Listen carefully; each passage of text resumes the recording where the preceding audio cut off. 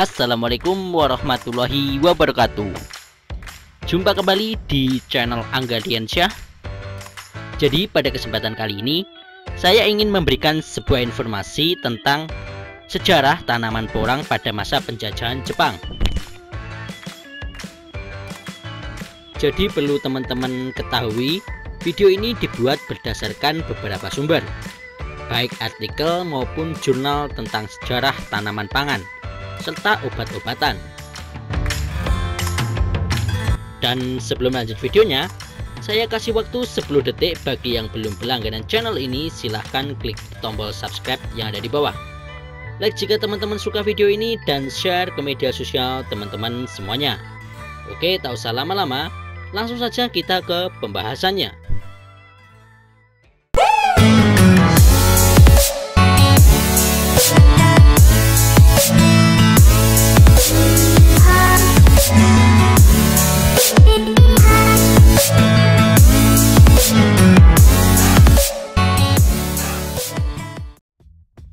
Oke teman-teman, jadi semenjak kedatangan Jepang menjajah di Indonesia pada tahun 1942, bangsa Jepang tidak datang lagi seperti bangsa penjajah lainnya yang mencari rempah-rempah maupun kekayaan alam seperti emas, perak, batu bara, dan sebagainya.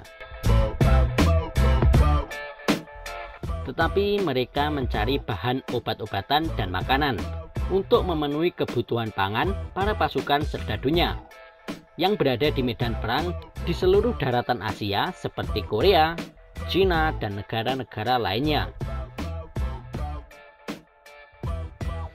Makanan pokok orang Jepang bukanlah gandum maupun beras, akan tetapi glukomanan yang bersumber dari konjak atau saat ini dikenal dengan nama porang, dan mereka sangat merahasiakan bagaimana pengolahan porang menjadi suatu makanan.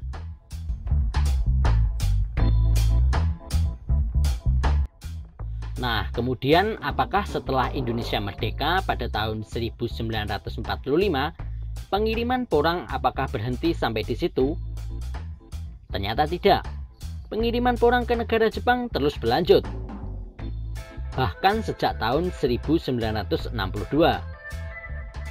Porang kembali dikirim atau diekspor ke Jepang, bahkan sampai ke Cina melalui sebuah mekanisme dan regulasi perdagangan atau ekspor secara resmi oleh beberapa perusahaan seperti saat ini adalah PT Ambiko yang ada di Pasuruan, Jawa Timur, serta PT Sanindo Putra yang ada di Bandung. Dan tercatat PT Ambiko merupakan pabrik pengolahan porang di bawah lisensi Jepang. Dan seiring perkembangan waktu, permintaan porang semakin meningkat, di mana Jepang dan Cina sebagai pengkonsumsi komoditas porang kekurangan stok karena faktor alam ataupun iklim, serta pertumbuhan penduduk yang semakin pesat, di mana tercatat populasi penduduk Cina hampir mencapai 1,5 miliar jiwa. Di samping itu, seiring perkembangan teknologi, diketahui bahwa kandungan glukomanan sangat baik untuk kesehatan. Serta 20% bagian lainnya dari porang itu sendiri bisa dimanfaatkan untuk industri, farmasi, kosmetik, dan bahkan industri penerbangan. Kemudian beberapa tahun yang lalu, Wakil Perdana Menteri Jepang datang ke Indonesia untuk mencari porang, karena sumber dan habitatnya tanaman porang itu yang terbaik ada di Indonesia.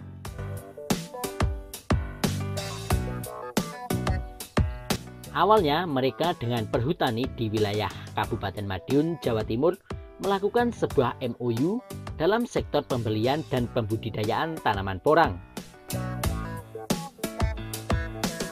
Sejak itulah perkembangan porang berkembang semakin pesat, serta luas lahannya juga terus bertambah. Khususnya di Jawa Timur dan lebih spesifiknya lagi di daerah-daerah seperti di Nganjuk, Bojonegoro, Ngawi, bahkan di Madiun.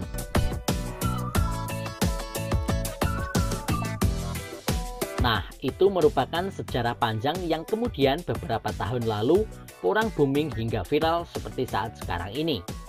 di mana seorang petani bernama Pak Paidi yang awalnya pemulung hingga menjadi miliarder karena menanam porang. Selain kisah Pak Paidi yang sebagai batu loncatan perkembangan porang di Indonesia, tingginya permintaan porang di pasar dunia juga menjadi salah satu faktor penting. Nah, saat ini hampir seluruh Indonesia, tanaman porang semakin membuming di mana-mana. Dengan bekal informasi dan sikap optimis yang tinggi, semua orang berbondong-bondong menanam tanaman porang. Banyak juga yang berharap pada masa kondisi pandemi saat ini, porang menjadi solusi.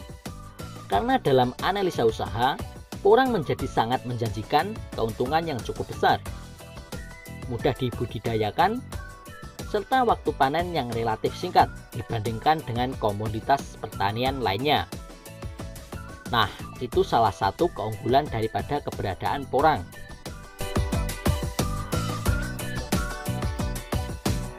Dan selanjutnya, banyak yang optimis tetapi tidak sedikit juga yang pesimis dan bertanya-tanya bagaimana prospek porang ke depannya. Apakah nanti ketika orang banyak yang menanam porang, panen porang melimpah, serta harga porang apakah di pasaran juga masih akan stabil dan masih menguntungkan petani?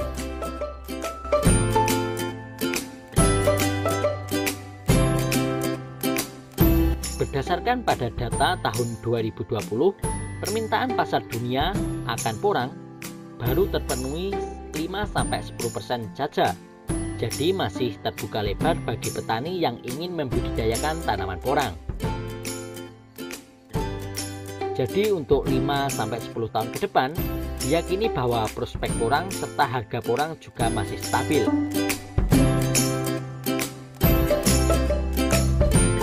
Namun di sisi lain juga perlu diwaspadai bahwasannya sampai saat ini porang di Indonesia belum dimanfaatkan sepenuhnya sebagai bahan pangan karena masih perlu diolah atau diekstrak menjadi glukomanan.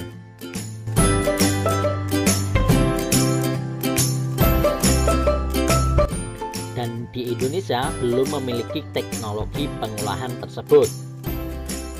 Jika ada perusahaan yang sudah mampu mengekstrak, itu pun baru sebagian saja, seperti PT Ambico di Pasuruan yang di bawah lisensi Jepang.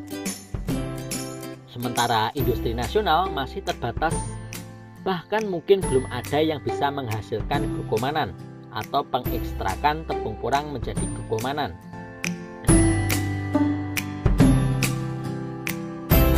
Baik teman-teman, perlu diketahui bersama sampai saat ini Indonesia baru mengekspor porang dalam bentuk porang kering atau chip dan tepung porang.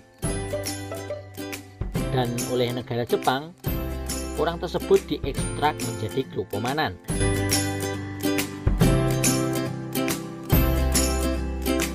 Setelah menjadi glukomanan, itulah baru bisa diolah menjadi bahan pangan. Jadi walaupun pasar ekspor porang masih terbuka lebar, namun kita tidak boleh merasa nyaman dengan situasi ini. Karena tidak menutup kemungkinan negara-negara pengimpor porang itu tidak hanya mengimpor dalam bentuk chip ataupun tepung. Dan bisa jadi nanti ada yang ekspor umbi atau katak yang kemudian dikembangbiakan di negaranya. Kemudian setelah kebutuhan mereka tercukupi, kebutuhan industri sendiri bukan tidak mungkin mereka menghentikan ekspor porang dari Indonesia. Ini merupakan ancaman besar bagi petani porang yang ada di Indonesia. Jika tidak bisa membangun industri yang bisa mengekstrak atau memisahkan kalsium oksalat dengan glukomanan.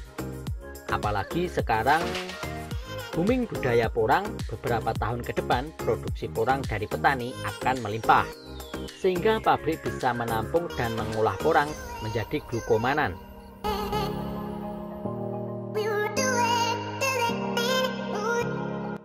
Antisipasi suatu saat nanti pasar tidak lagi meminta ekspor porang dalam bentuk chip dari Indonesia. sikap kita para petani porang harus yakin dan percaya bahwa putra dan putri terbaik bangsa yang akan mampu menemukan teknologi ini yang sangat dirahasiakan Jepang dan Cina. Besar harapan kita kepada pemerintah untuk menindaklanjuti permasalahan ini sehingga kedaulatan di bidang pangan bisa terwujud. Oke teman-teman, mungkin itu informasi terkait dengan sejarah tanaman porang dan perkembangan porang di masa yang akan datang. Dan mudah-mudahan informasi ini juga bermanfaat buat teman-teman semuanya.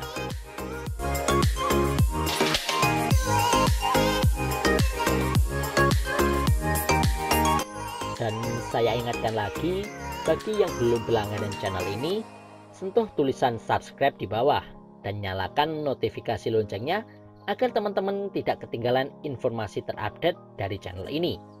Sekian, wassalamualaikum warahmatullahi wabarakatuh.